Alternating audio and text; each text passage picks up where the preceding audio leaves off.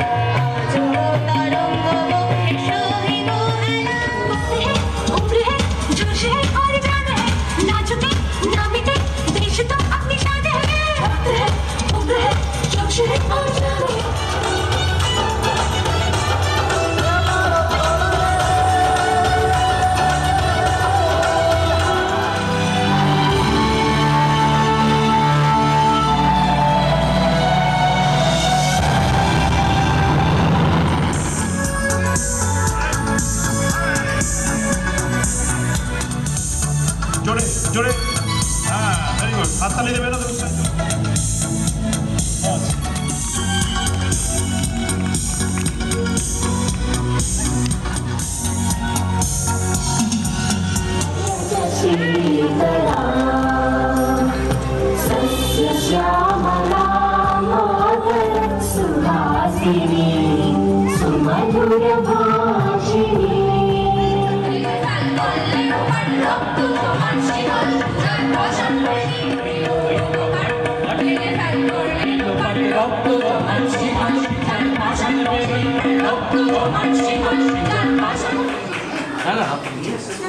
রাজু কাকা, ও রাজু কাকা।